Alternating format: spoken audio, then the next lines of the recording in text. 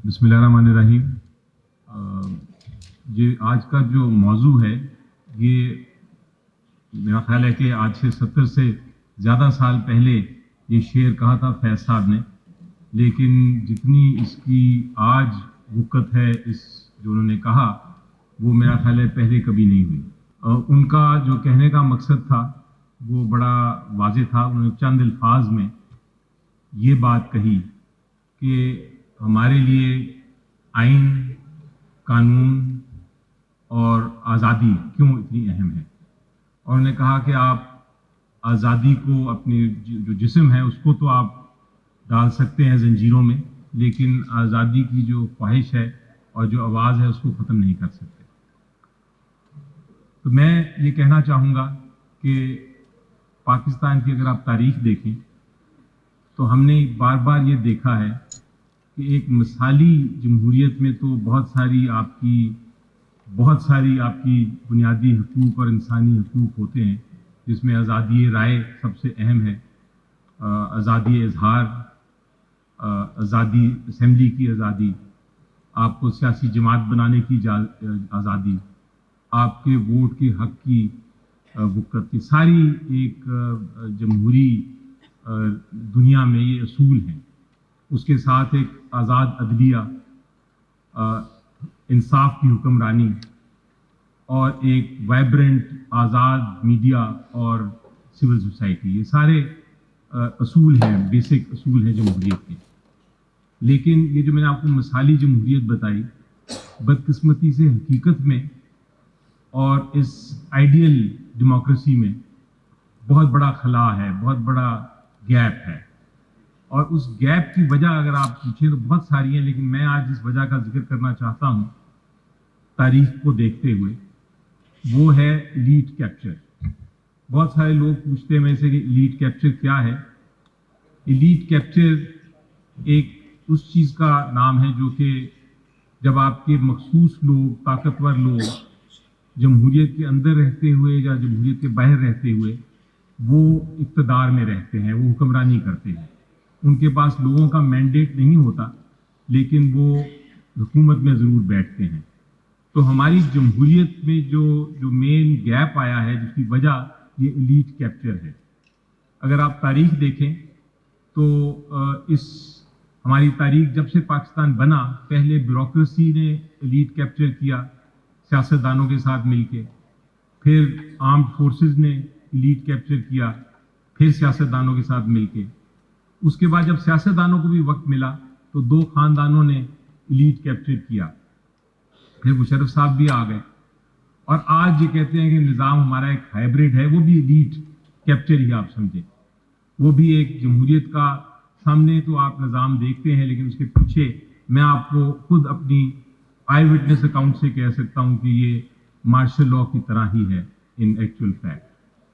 तो ये हमारा जो एलीट कैप्चर का जो वजह है वो आपको नज़र आ जाती है। अब इसमें बात मैं जो करना चाहता हूं कि इस एलीट कैप्चर को ख़त्म किस तरह करना है, क्योंकि मुझे बहुत सारे लोग आके कहते हैं और वो पूछते हैं कि जनाब, ना तो हमारे पास कोई ताकत है, ना हमारे पास तलवार है, हम क्या करें, हम तो कोने में बैठ जाते हैं और इंतज़ार करते हैं।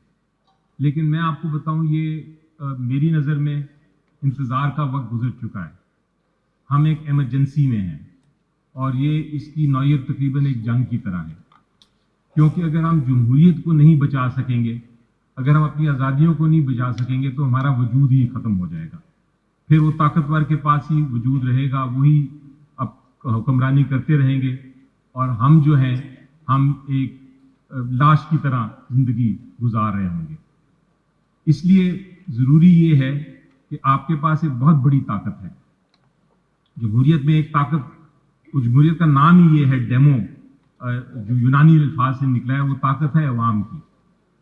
और वो ताकत आपने किस तरह इस्तेमाल करनी है, आपने हिकमत से, अकल से।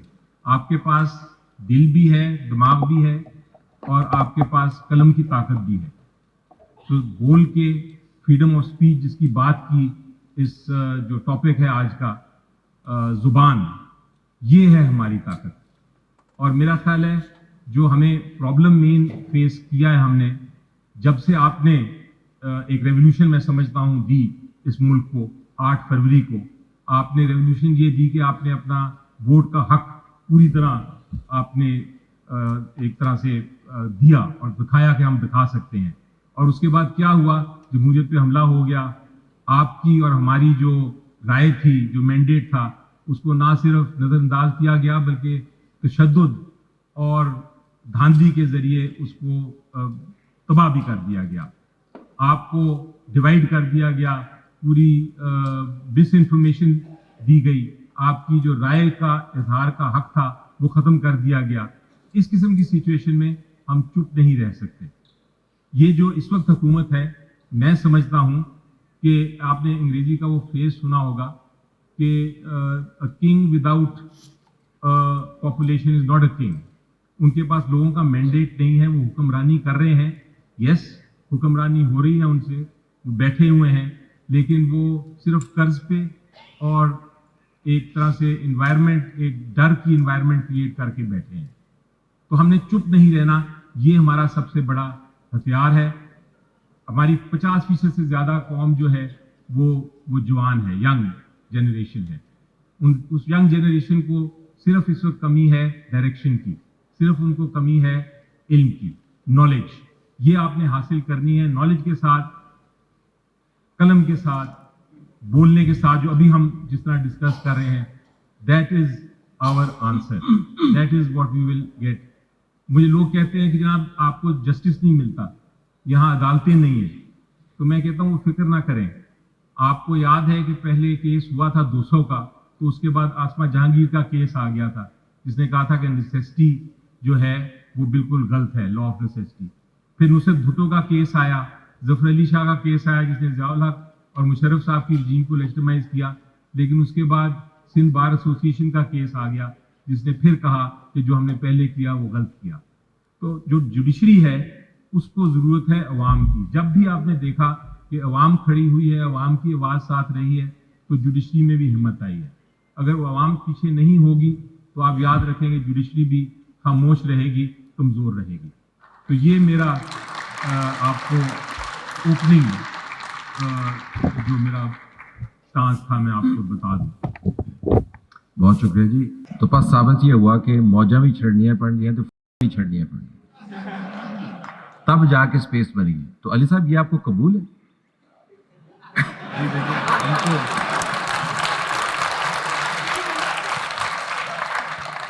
देखिए मैं तो आपको बताऊं कि कल का वाकया है। आपको पता है खान साहब की आंखों का एक बड़ा मसला सुप्रीम कोर्ट के सामने आया। तो हमने रिक्वेस्ट की, जो बात कर रहे हैं मेरे दोस्त साद रफीक साहब, वो कह रहे हैं कि बातचीत होनी चाहिए सियासतदानों में। तो हमने पहले कोशिश की कि हम हुकूमत से इसके कम से कम ये एक इंसानी हकूक़ का मामला है, ये बुनियादी हकूक़ का मामला था, ये एक इंसान की आंखों का मामला था। ये आप सियासत छोड़ दें तो ये एक ऐसा मामला है जो आपके एक्स प्राइम मिनिस्टर हैं और उनकी सेहत का मामला है और बड़ा सीरियस इशू है। सुप्रीम कोर्ट ने उस पर एक्शन लिया है।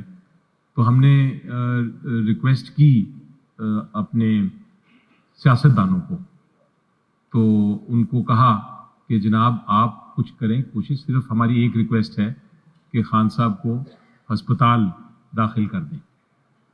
तो उनका अनऑफिशियल जो रिप्लाई था वो मैं आपके साथ शेयर करता हूँ। अनऑफिशियल रिप्लाई ये था कि हमारे इख्तियार में ही नहीं है जी, आप कहीं और से बात करें।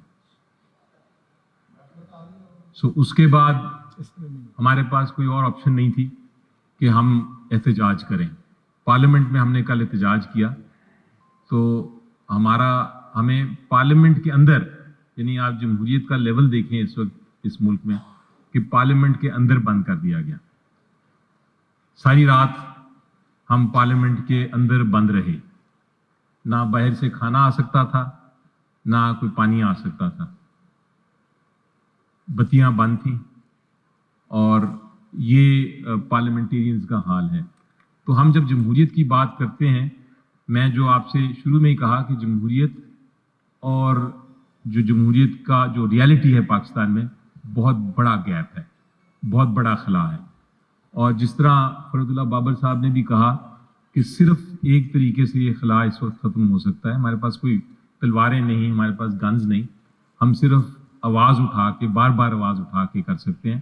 میں پرسنلی یقین رکھتا ہوں کہ دنیا میں وقار بہت زیادہ ہے. جس طرح دنیا میں کبھی روشنی ختم نہیں ہوتی, کسی کونے میں روشنی ہوتی ہے, وقار ضرور ہے. ہو سکتا ہے اس وقت پاکستان میں جو حکمران جو بیٹھے ہوں اس وقت حکومت میں, ان کے پاس وقار کی کمی ہو, لیکن جب میں آپ کو دیکھتا ہوں جس طرح آپ تالیاں بجاتے ہیں اچھی گفتگو پہ, اور جس طرح آپ جوش ہے آپ کے اندر نظر آتا, تو مجھے نظر آتا ہے کہ وقار آپ سب میں ہے. ہماری قوم میں بہت بڑا وقار ہے, اور 8 فروری کو ہم نے وہ دکھایا, اپنی پاور دکھائی, اپنی طاقت دکھائی. آپ سوچیں کہ ہر کوئی آواز اٹھے, چھوٹی چھوٹی لہر اٹھے, ہر ایک سے اٹھے, بار بار اٹھے, تو وہ ایک طوفان کی طرح بن سکتا ہے.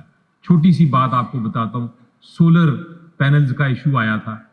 حکومت نے ایک سولر پینلز کی ریکویسٹ کی, ایک طرح عوام سے ریکویسٹ کی تھی کہ آپ سولر پینلز لگائیں.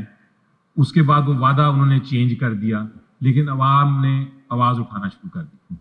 میڈیا نے بھی اٹھائی, ہم نے بھی اٹھائی, سب نے اٹھائی, ریورس کرنا پڑا حکومت کو. یہ کیونکہ یہاں سپیس تھی, یہ کوئی سیاسی ایشو نہیں تھا, یہ پی ٹی آئی نہیں بول رہی تھی, صرف عوام بول رہی تھی, اس لیے اس کا ایفیکٹ ہو گیا. لیکن یہی چیز اگر آپ ٹرانسفر کر دیں سیاست میں تو انشاءاللہ اس میں بڑا تبدیلی آئے گی. اب جو سعد رفیق صاحب ڈائلاگ کی بات کر رہے ہیں, ذاتی طور پہ میں سمجھتا ہوں کہ معاملے کو حل ہونا ہے اور کرنا ہے, اور یہ حل جو ہے جس میں کرائسس ہے, کیونکہ ہمارے سب کے لیے Pakistan comes first, Pakistan comes first, تو حل اس کا سیاست کے ڈائلاگ کے ذریعے ہی ہے. لیکن ڈائلاگ آپ کا یا بات چیت یا گفتگو اس طرح نہیں ہو سکتی کہ آپ کسی کو مارتے جائیں, کسی پہ تشدد کرتے جائیں اور پھر کہیں آئیں جناب ہم ڈائلاگ بھی کریں. ڈائلاگ ہمیشہ والنٹری ہوتا ہے. ڈائلاگ وہ ہوتا ہے کہ میں اور آپ بیٹھیں اور بیٹھ کے گفتگو کریں آمنے سامنے. یہ نہیں کہ آپ نے بندوق میرے سر پہ رکھی ہے اور آپ کہہ رہے ہیں کہ آپ ڈائلاگ کریں.